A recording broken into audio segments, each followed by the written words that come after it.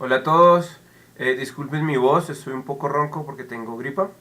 Espero que ustedes no, pero acá en Bogotá está haciendo mucho frío y me dio gripa. Bueno, la clase de hoy es marco lógico. Entonces, a través de esta herramienta vamos a ver cómo se formula y se evalúa un proyecto, qué elementos considera el marco lógico y cuáles son las características de un proyecto formulado a través de marco lógico. Entonces vamos a dar inicio.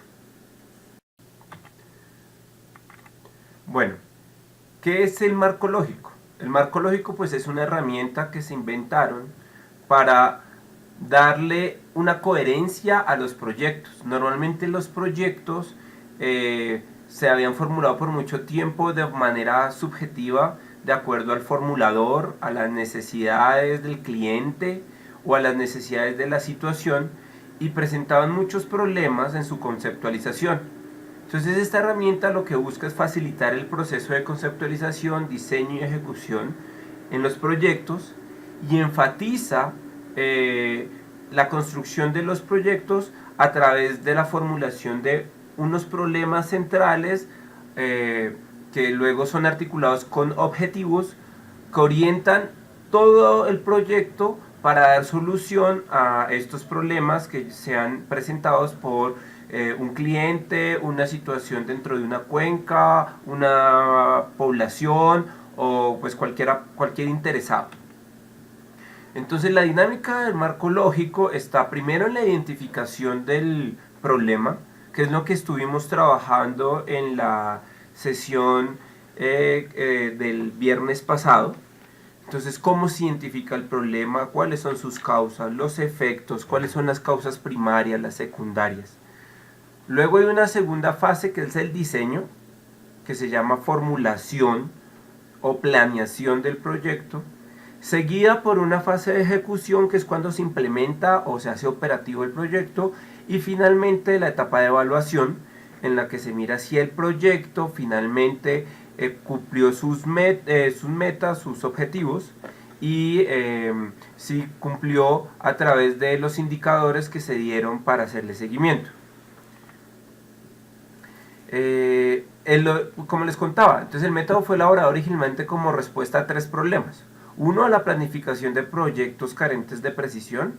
Otro, a proyectos que no se ejecutaban exitosamente o que no lograban tener el alcance completo, y que la responsabilidad del cumplimiento caía totalmente en el gerente del proyecto y no necesariamente en todo el equipo que lo formuló y lo ideó. Y que además de eso, una vez planteado el proyecto, pues la gente no sabía realmente cómo iba a terminar, y si tenía éxito no podía identificar claramente cuáles fueron los factores que hicieron que el proyecto fuera exitoso. Entonces acá hay un tema que ustedes deben diferenciar claramente. Una es el marco lógico como herramienta, y otra es la matriz del marco lógico, que es el instrumento mediante el cual se plantea el proyecto, ¿sí? O sea, uno es la herramienta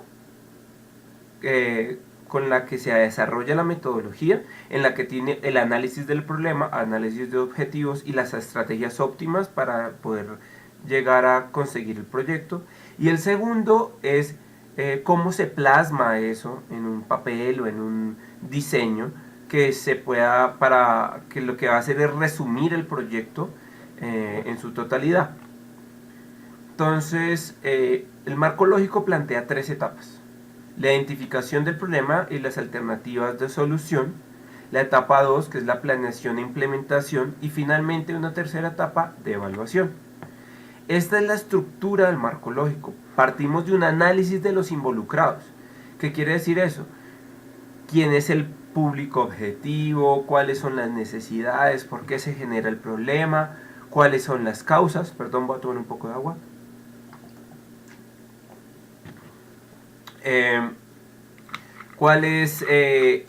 ¿Cuáles son los actores relevantes del proyecto, ya sea porque se ven afectados o beneficiados del mismo?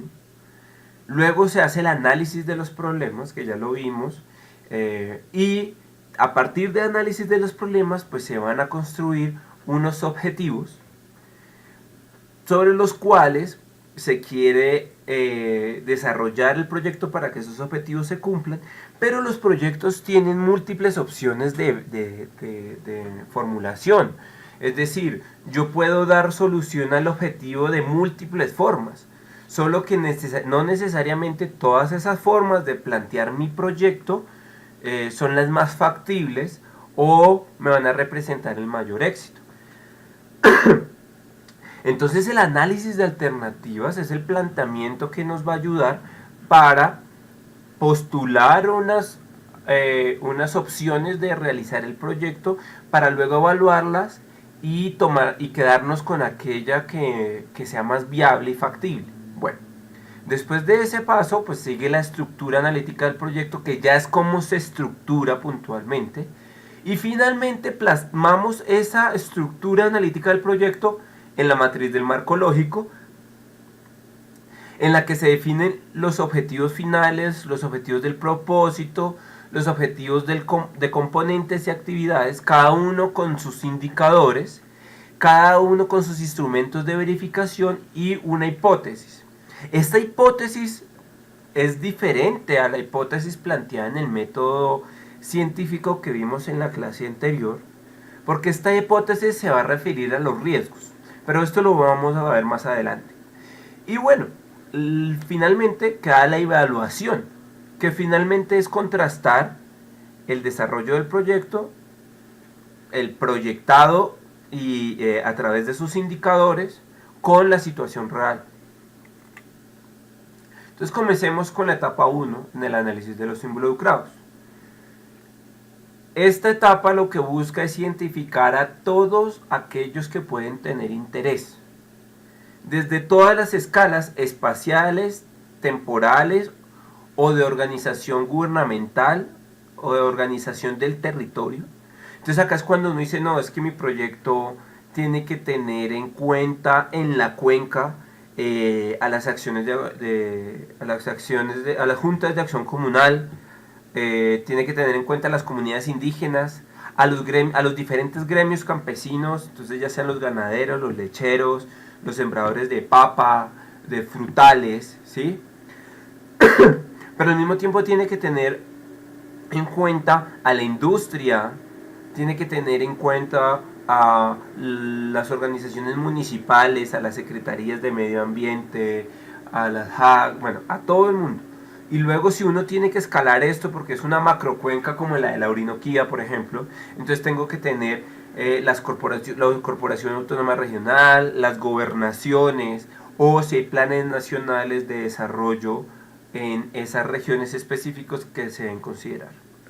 Después de identificar quiénes son, tenemos que aprender a ver cómo se relacionan, cuáles son sus roles, cuáles son sus intereses, cómo son sus relaciones de poder y de capacidad, cuáles son sus capacidades de participación, su injerencia. Entonces acá, digamos, en este tipo de análisis de los involucrados, cuando se hace una línea base, un diagnóstico, es cuando se arman, por ejemplo, los análisis de redes, para saber quién con quién tiene conflicto, quién depende de quién, cómo se hablan, cómo es la percepción entre los diferentes actores. Luego, se tiene que identificar para el sitio, el área donde voy a hacer mi intervención del proyecto, cómo es la composición de esos actores, de esos involucrados, y cómo es la relación entre ellos, y entonces cómo se diseña la estrategia en la que nuestro proyecto se va a comunicar con ellos. Cómo va a entablar diferentes líneas de diálogo, ya sea por ejemplo generando empleo, directo o indirecto, ¿sí? Comunicando y haciendo que la formulación del proyecto sea participativa, es decir, que ellos hagan parte del proceso de la formulación de los objetivos, de metas, de alcances para algunos ejes fundamentales del proyecto.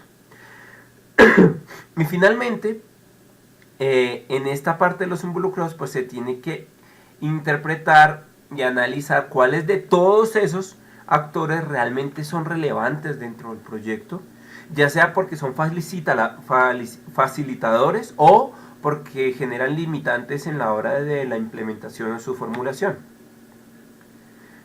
Segundo paso es el análisis del problema, y esto pues ya lo trabajamos, así que voy a pasar acá muy por encima y voy a hacer, bueno, voy a pasar por encima en la definición como tal, pero voy a hacer un repasito rápido de las metas. Entonces, a partir de una lluvia de ideas o de identificación de unas necesidades hechas por agentes externos, gobernaciones, alcaldías, o por ONGs, o por la comunidad en sí que expresa la necesidad de solucionar algún problema o necesidad insatisfecha en su cuenca o en su área de interés.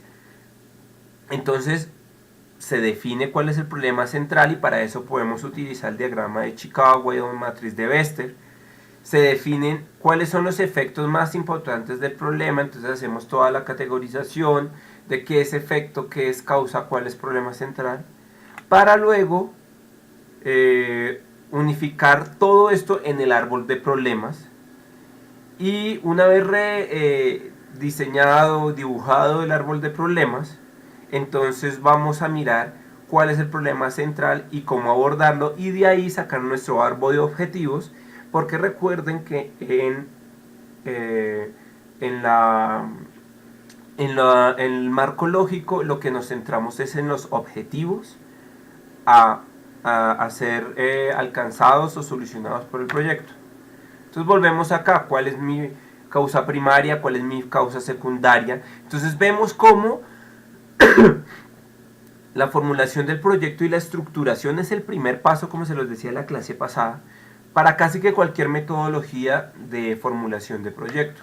Entonces, ya sea a través del diagrama de pescado, el diagrama de Chicago, o a través de la definición de motricidad y dependencia de las causas definidas en la matriz de Wester, en las que nuevamente lo que hacemos es ponderar el tipo de interacción, de influencia que tiene una causa sobre la otra y las codificamos otorgando 4 valores, para luego armar nuestra matriz de Wester, hacer las sumatorias y finalmente identificar cuáles son los problemas, cuáles son las causas y cuáles son los efectos.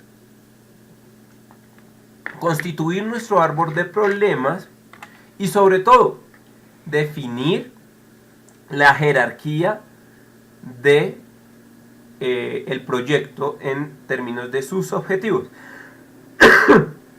Entonces, cuando vemos los efectos, es lo que queremos mitigar, ¿cierto? Controlar o mejorar. Entonces, este objetivo de desarrollo es el objetivo el que se va a volver al alcance, como por ejemplo, vamos a disminuir la emisión de carbono en Colombia, de la huella del carbono en Colombia. Pero pues mi proyecto, como proyecto, no da al alcance de llegar hasta allá, pero sí generamos el problema central que nosotros lo hayamos identificado, como por ejemplo las emisiones de carbono de los automotores en el país. Entonces, mi propósito, o sea, el propósito de mi proyecto va a atacar este objetivo principal. Luego los objetivos específicos van a ser atacar uno a uno las causas que generan este problema central, ¿cierto? Entonces voy a decir, no, voy a capacitar a más técnicos especializados para hacer ajustes en los motores de los buses de las ciudades.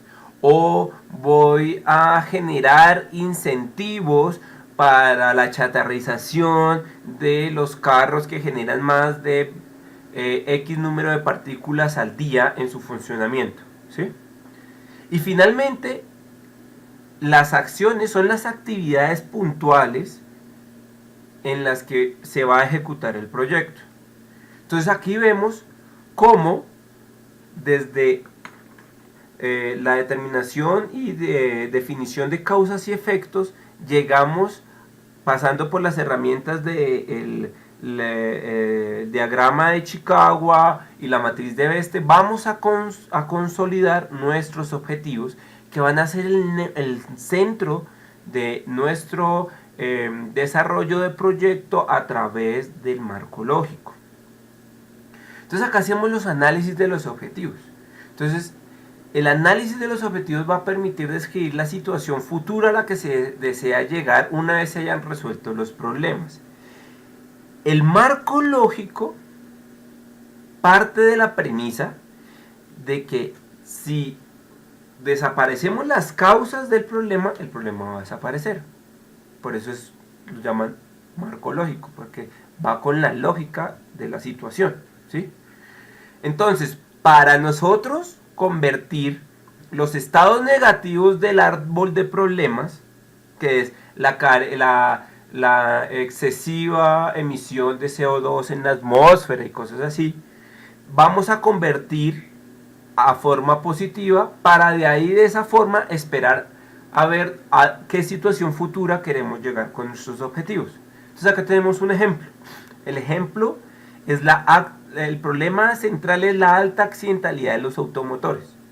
Entonces una de las causas es la imprudencia de los conductores, las calles de mal estado, los vehículos en mal estado, que además se pueden derivar de otras causas, que es vehículos obsoletos o mal mantenidos por los dueños, ¿cierto? Luego, ¿eso qué efectos genera? Una alta frecuencia de lesiones y muertes, de pasajeros que llegan tarde al trabajo, altas pérdidas económicas en el choque, en las personas, los seguros, todo. Y una imagen de la empresa prestadora del servicio automotor, por ejemplo Transmilenio, al mostrarle que la accidentalidad se debe a muchos de las causas que él no ha tratado. Entonces, ¿cómo volver esto de forma positiva? Entonces lo vemos acá en esta siguiente diapositiva. Entonces, pues, prudencia de los conductores, calles en buen estado, vehículos en buen estado, vehículos renovados, buen mantenimiento de los vehículos, pasajeros que llegan a tiempo al trabajo, bueno, todo en positivo. Entonces, ¿cómo yo direccionaría una actividad a un objetivo específico que sería que los conductores lleguen a tener prudencia? Entonces yo diría, una actividad, ¿cierto?, puntual sería generar campañas de capacitación para incentivar la prudencia y el seguir las normas de tránsito por parte de los conductores. Entonces eso sería una actividad. ¿Listo? Ahora, cuarto, identificación de alternativas. ¿Esto qué quiere decir? Que pues para solucionar el problema central hay muchas formas. Cada uno puede ver, por cada persona que piense el problema puede haber un tipo de solución. Pero no quiere decir que todas las soluciones sean factibles, ¿cierto? Que no todo el proyecto, todos los proyectos generados para las personas para generar esa solución lleguen a ser factibles o viables por múltiples razones. Y acá volvemos al tema de que el marco lógico sugiere que si se eliminan las causas primarias, entonces el problema desaparece. Las alternativas se pueden definir como acciones dirigidas a eliminar las causas primarias del problema. Las alternativas pueden ser complementarias entre sí o mutuamente excluyentes. En todo caso, las alternativas deben plantearse y considerarse como la forma de eliminar las causas primarias del problema. Entonces, ¿qué criterios hay que tener en cuenta? La factibilidad económica, técnica, legal y ambiental. O sea, si es realizable económicamente mi proyecto, técnicamente se puede realizar, legalmente ese proyecto tiene un asidero, tiene unas normas que me pueden dar una guía, o estoy chapoteando en vacíos jurídicos que no me permiten ejecutar mi proyecto. Ambientalmente eso se puede hacer, es decir, éticamente, ambientalmente, porque yo puedo decir un problema de que los árboles se enfermen en Bogotá, pues el problema, pues quítelos y verá que no va a tener árboles que se le enfermen, ¿cierto? Entonces, no, pero pues ¿qué solución es esa? Le dice, pues eso es una solución al problema, ¿cierto? Pues ambientalmente no es viable, ¿sí? Pues porque obviamente está quitando el valor de lo mismo que quiere conservar. Bueno, la pertinencia. este proyecto, esta solución, esta alternativa para poder solucionar el problema es pertinente, o sea, sí va al lugar, o sea, en verdad esto sí va a solucionar el problema. La eficiencia, o sea, qué tan rápido se puede lograr cumplir esa meta. Y la eficacia, qué tan bien se cumplió la meta o el objetivo de solucionar el problema. Entonces, para poder seleccionar la alternativa óptima, ¿sí?, hay que hacer unas series de análisis de mis posibles proyectos. Digamos que acá estamos planteando las posibles líneas de los proyectos. Entonces lo primero es, bueno, el diagnóstico de la situación o mercado, cómo es el área de estudio, la demanda, la población objetivo. Técnicamente, tamaño, localización, qué equipos necesito, cuánto me cuestan, ¿cierto? Entonces ahí viene el análisis de costo. Pues sí, a mí me parece genial que tengamos un metro elevado en Bogotá y hay otros que dicen, no, la solución es un metro subterráneo. Bueno, costos, qué es más costoso, qué es menos costoso, ¿sí? Los beneficios, qué es más beneficioso, ¿sí? Tener un metro elevado que lo que haga es dañar la visión y contaminación visual, sature más de gris los ojos de todos los bogotanos con una estructura gigante, ruidosa que está pasando, por ejemplo. Pero dicen, no, pero pues también es más beneficiosa, ¿por qué? Pues porque no tienen que levantar toda la séptima y toda la Caracas para meter un túnel por debajo y volver a rediseñar la tubería. Entonces, y se hace una comparación y se hace la escogencia de la alternativa óptima. Entonces, finalmente, la estructura analítica del proyecto lo que nos va a decir es para dónde vamos.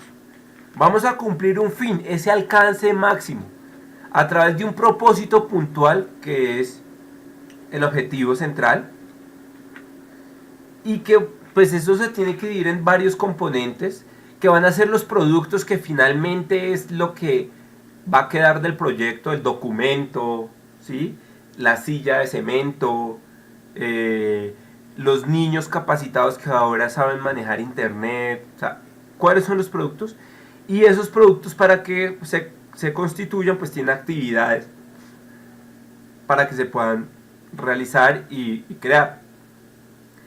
Entonces acá les vamos a dar un ejemplo de la estructura analítica del proyecto, con el mismo caso de la accidentalidad reducida a los automotores.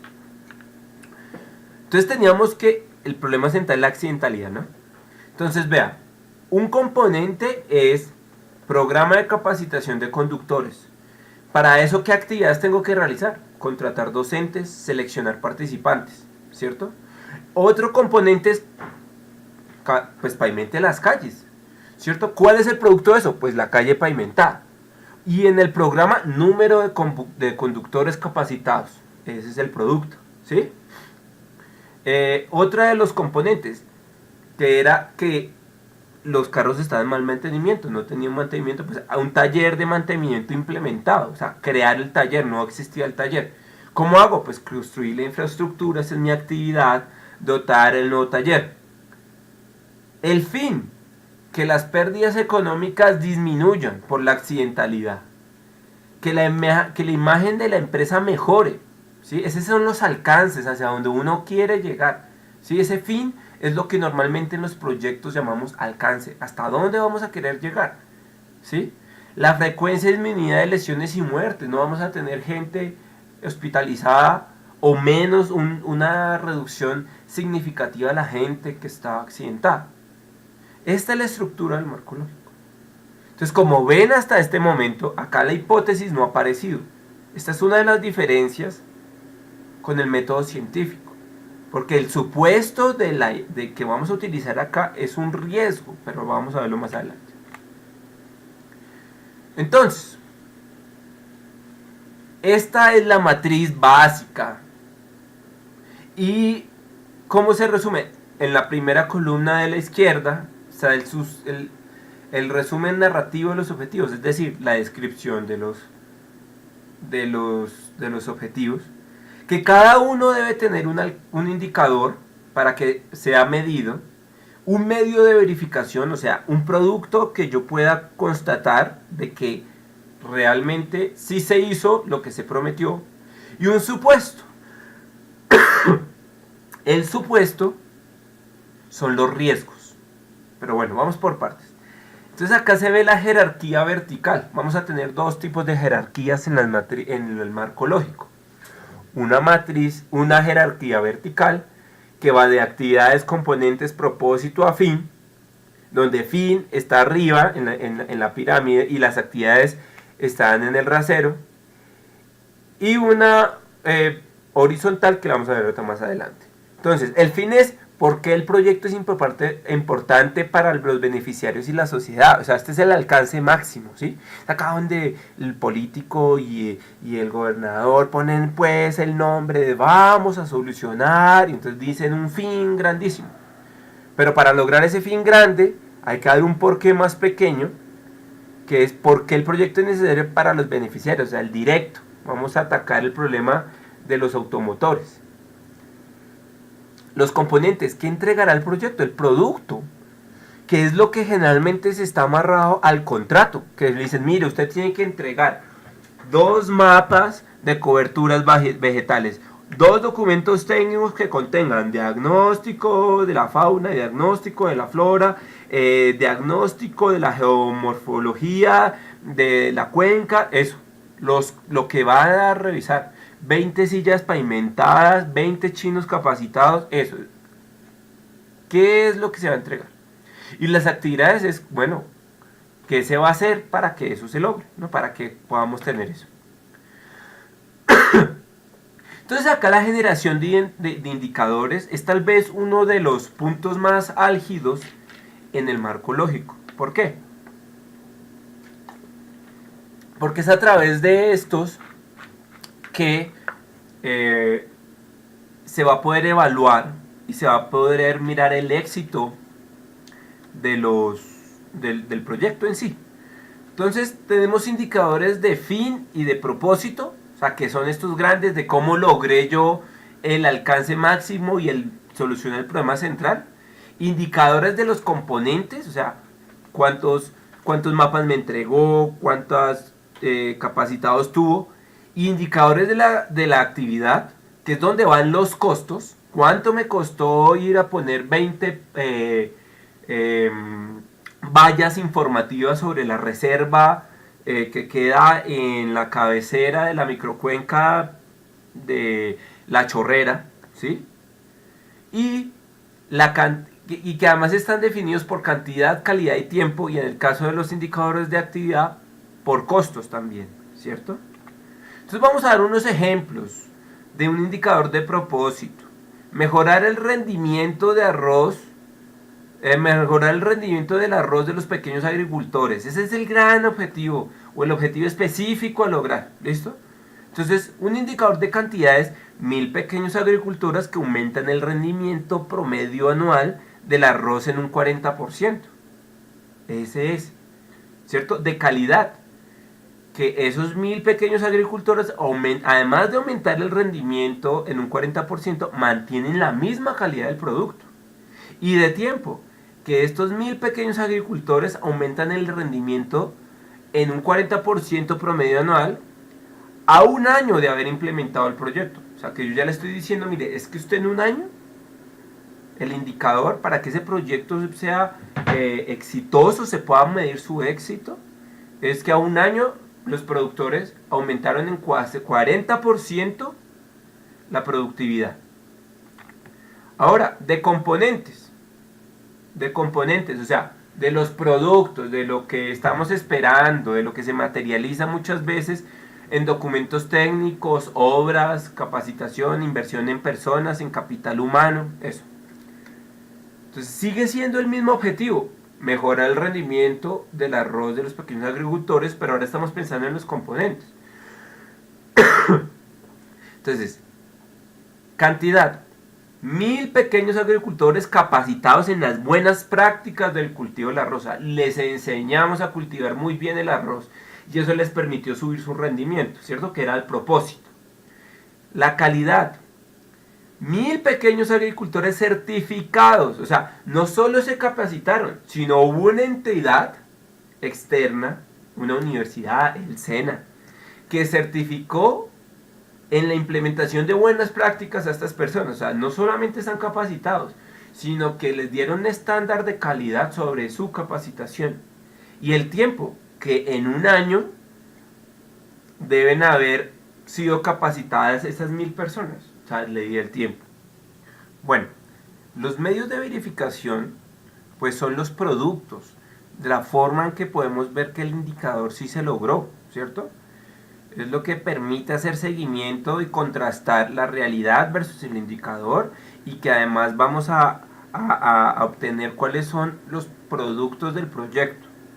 Entonces lo importante en los medios de verificación, pues que normalmente en la consultoría y en la formulación de proyectos casi siempre se remiten a documentos técnicos, salidas cartográficas con pues todo su soporte de geodatabase y con todo el soporte de los puntos y la georreferenciación y demás. Eh, la divulgación a través de talleres o mesas de trabajo con las comunidades y diferentes actores. Pero también hay proyectos que, pues, si pensáramos en un proyecto de infraestructura, pues el medio de verificación es si el andén está, si la silla está, ¿cierto? Que es un poco más material, mucho más tangible.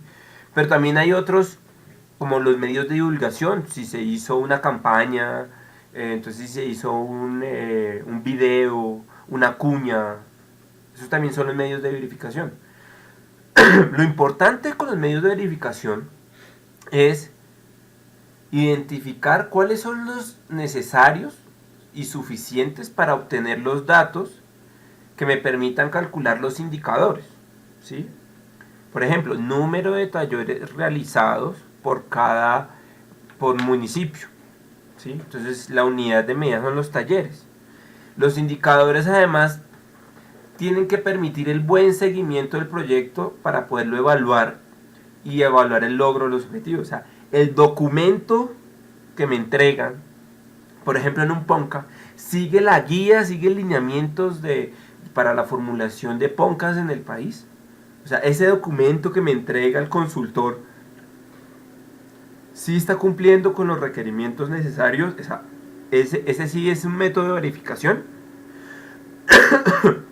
Y de hecho, las contrapartidas de los proyectos se amarran a los medios de verificación. Si usted no me entrega a mí un avance de tales capítulos del PONCA, el diagnóstico, la georreferenciación, lo que sea, pues yo no le hago un desembolso, ¿cierto? Así funciona. Entonces los medios de verificación, las preguntas son estas que están acá. Si los medios de verificación identificados son los necesarios, suficientes para obtener los datos requeridos para el cálculo de los indicadores, y si estos permiten además hacer un buen seguimiento y dar el cumplimiento a los objetivos. Ahora los supuestos, que como les venía diciendo, esto hace parte de la lógica horizontal, es decir, que vamos de los supuestos a los objetivos. ¿Y esto qué razón tiene de ser? A diferencia de la lógica vertical que veíamos que entre los objetivos y la lógica vertical que vimos en el método científico, que después de la pregunta de investigación viene la hipótesis y después de la hipótesis vienen los objetivos. Acá la hipótesis no es un supuesto a ser contrastado a través de sus predicciones, no.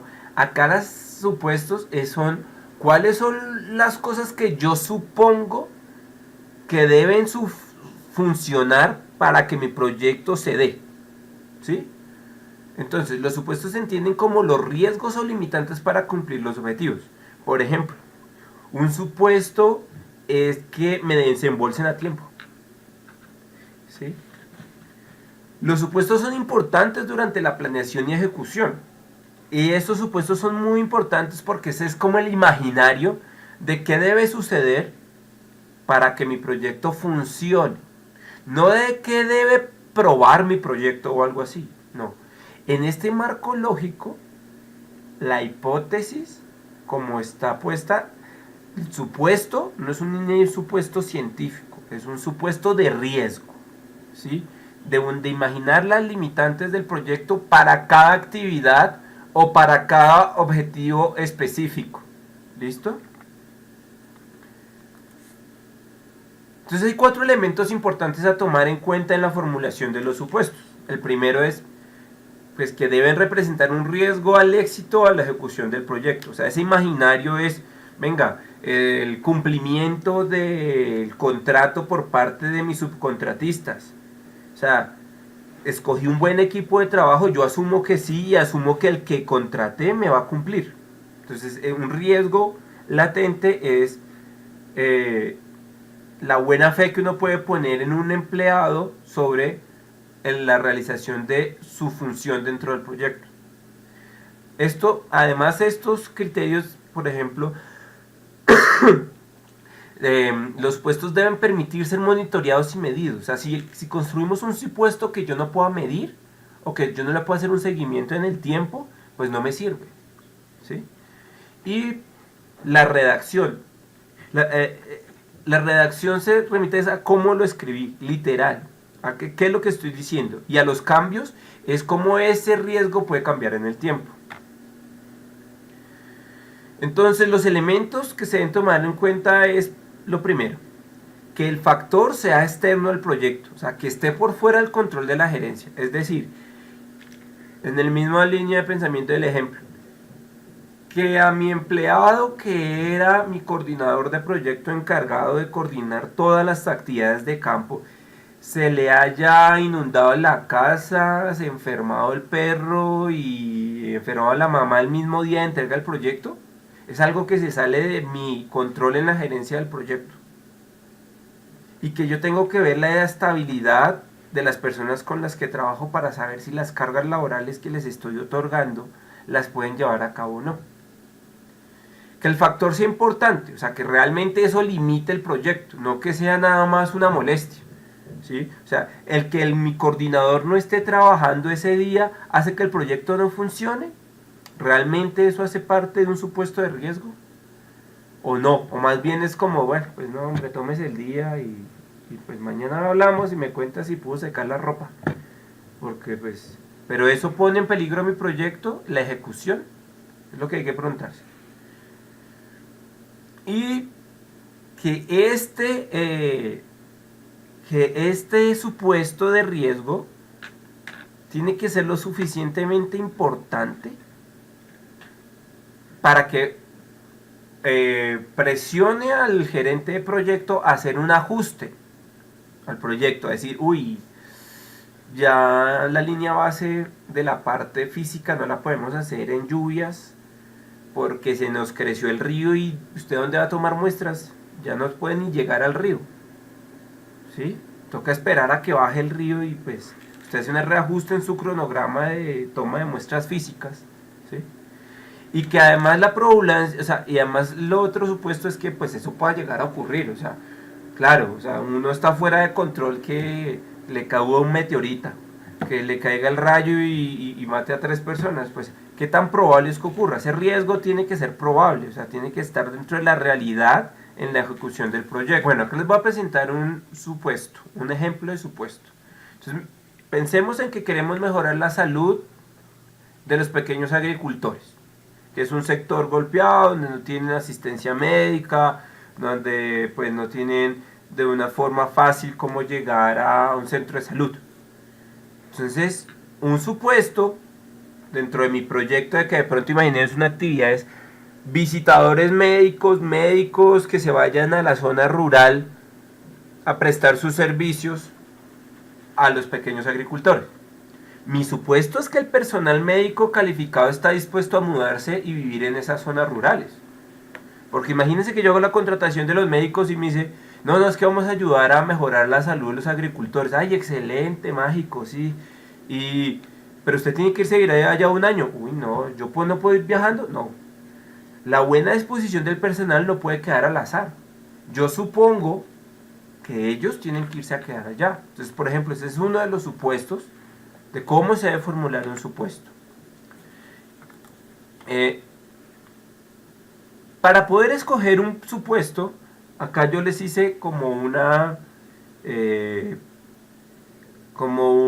forma rápida que pues en todas estas diapositivas que les vengo mostrando, lo que seguí fue el manual de la CEPAL para la formulación de proyectos a través de marco lógico.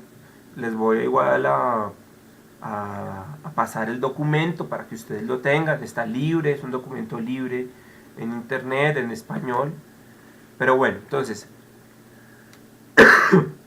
¿cómo escojo un supuesto? ¿Es externo al proyecto? Sí. No es externo al proyecto, o sea, es algo que yo tengo que controlar, entonces no es un supuesto, porque es algo de lo que el gerente del proyecto puede controlar. ¿Es importante? Sí. ¿No es importante? No lo incluya como supuesto. ¿Cuál es la probabilidad de ocurrencia? Baja, no lo incluya porque pues no es fácil que ocurra. Alta, tampoco lo incluya. ¿Por qué no incluirlo? Pues porque si es una probabilidad alta, no es un supuesto, es algo que usted ya sabe que tiene que manejar. Es algo que es evidente que usted tiene que manejar dentro de su proyecto. Es de las cosas de los previstos dentro del proyecto, ¿cierto? Que no siempre ocurren, pero que usted sabe que pueden pasar. Pero si la probabilidad es media, o sea, ni fu ni fa, o sea, puede como que sí, como puede no, pues ese es el supuesto que usted puede manejar.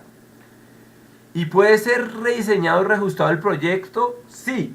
Si un supuesto no le permite reajustar el proyecto, pare, porque entonces eso quiere decir que es una limitante inmediata de su proyecto. O sea, su supuesto es fatal. Su proyecto no va a ser viable, porque si ese supuesto es tan grave que si llega a ocurrir daña todo el proyecto, tiene que reestructurar todo su proyecto para que ese supuesto o sea manejable o no esté, o usted lo controle. Finalmente llegamos a la etapa número 3, que es la evaluación. La evaluación es un contraste entre los indicadores y la realidad. Eso es la evaluación de un proyecto. No importa cómo quiera hacer la evaluación. Hay miles de formas de hacer evaluaciones.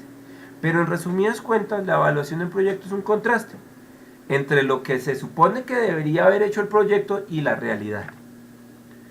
Hay 3 momentos en los que se hace la evaluación. Y pues estos 3 momentos son todo el proyecto. O sea, la evaluación se hace en todo el proyecto. Solo que para manejarlo dentro de la línea de trabajo de la formulación del proyecto, pues se ha seccionado por cada una de las etapas del proyecto. Entonces, la evaluación ex ante, que es en el momento de la preinversión, cuando se está haciendo el diagnóstico, cuando se está mirando, si el proyecto se puede hacer, si se puede, si cómo es la planeación, quiénes son los actores, se está delimitando el problema, ¿cierto? Entonces ahí se hace qué tipo de evaluación. Pues que si realmente se está avanzando en el diagnóstico, ¿cierto? Luego la evaluación intra, o sea, que es dentro del proyecto, cuando usted ya lo formula y lo planea, cuando usted ya hace un despliegue pues de la línea base y va y toma datos. Entonces usted mira que las actividades de la planeación y la formulación se realicen de acuerdo a lo planeado. Y una evaluación posterior, que es finalmente cuando ya el proyecto se ejecutó y se volvió operativo, pues yo tengo que mirar que finalmente lo que se dijo que se quería hacer sí se haga. Bueno, eso es lo que les traía para hoy, el marco lógico. Van a poder encontrar, como les decía, más información en el manual de la CEPAL. Hay un montón de manuales de cómo formular marco lógico, hay un montón de ejemplos. Yo les voy a subir en la información adicional descargable en la aula virtual para que ustedes puedan hacer las consultas. La idea es que ustedes estructuren muy bien el proyecto de grado de ustedes, de la idea que tienen, que la vayan construyendo y lo hagan de forma de marco lógico. Es tal vez una de las formas más estructuradas y más usadas ampliamente en casi todos los ámbitos de la planeación estratégica, de la gestión de cuencas y de la formulación de proyectos en general. Espero les haya sido de ayuda. Estoy atento a todas sus inquietudes. Nos vemos más tarde. Chao, chao.